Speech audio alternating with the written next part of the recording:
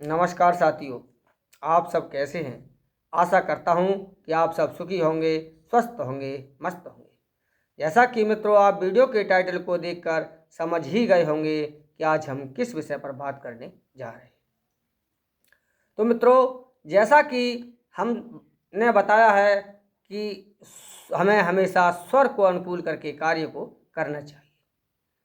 तो आज जब हम इस कड़ी में बात कर रहे हैं कि यदि स्वर हमारा विपरीत चल रहा हो और कार्य हमें आज ही करना है और हमारे पास कल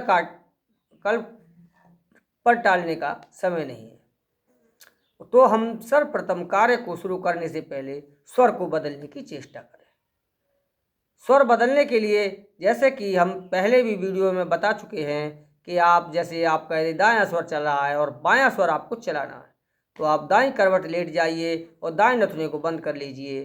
कुछ समय के पश्चात जब आप श्वास को छोड़ेंगे और खींचेंगे, आपका बायां स्वर चलना शुरू हो जाएगा।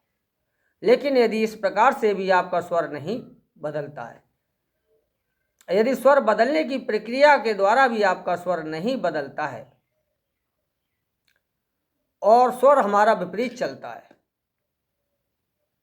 तब ऐसी स्थिति में आप तत्वों का ध्यान करें।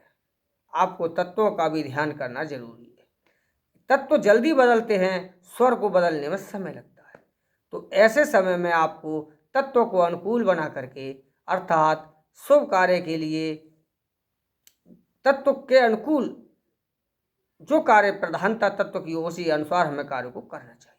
जैसे कि हमें कोई शांतिपूर्ण कार्य करना है, स्थायी कार्य करना है, स्थिर कार्य करना है, जैसे हमको कोई भूमि भवन खरीदना है, तो इसके लिए हमें चंद्र नाड़ी में आपको उस कार्य की शुरुआत करनी चाहिए। और यदि हमारा सूर्य स्वर चल रहा है, हमको उस चीज़ की खरीदारी आज ही करनी है, अभी करनी है, क्योंकि उस समय कभी कोई परिस्थिति ऐसी होती है कि उस काम के लिए हमें कल पर टालना नुकसानदायक सिद्ध हो सकता है। तो ऐसी स्थिति में आप पहले स्वर को बदलने का कार्य को शुरू करें। यदि स्वर आपका बदले से नहीं बदलता है, तो आप तत्व के लिए देखें। तो ऐसे कार्य में जैसे हमें कोई भूमि भवन खरीदना है, कोई वाहन खरीदना है, तो आप जो है उसे पृथ्वी तत्व में खरीदें। पृथ्वी तत्व ना हो तो आप जल तत्व में इसको खरीद सकते हैं, लेकिन आप अग्नि, वायु या आकाश तत्व में भूल कर भी इस कार्य को न करें। इस प्रकार से यदि किसी से जैसे कोई लड़ाई झगड़ा वगैरह है, तो आप उसे वायु तत्व में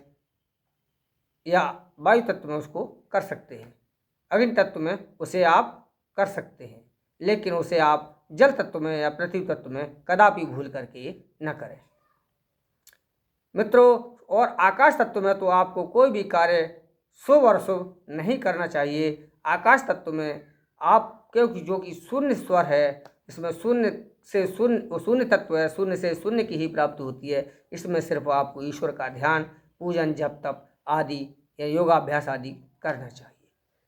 तो मित्रों, यदि और आपको बता दें कि यदि आकाश तत्व तथा सुषुम्ना स्वर का यदि आपको संयोग प्राप्त हो जाए, तो उस समय में तो आप जिसको भी वरदान या श्राप जो दे दोगे वह अक्षरशः बिल्कुल 100% सत्य होगा, क्योंकि सुषुम्ना स्वर की वाणी या आकाश तत्व की वाणी हमेशा सत्य सिद्ध होती है। और जब इन दोनों का ही मिलन हो जाए, यदि उस समय आपका आकाश तत्व बहता हो और सुषुम्ना स्वर चलता हो, तो समझ लीजिए कि आप जो अपने मुख से उच्चार देंगे, जो कह देंगे, वह हमेशा सत्य सिद्ध होगा। तो मित्रों, यदि आपका स्वर विपरीत चल रहा हो और यदि आपको कार्य करना जरूरी हो, तो आप सबसे पहले स्वर को बदलने की प्रक्रिया करें। स्वर बदल ना पाए तो आप तत्वों को अपने अनुकूल देख करके कार्य को शुरू कर दें।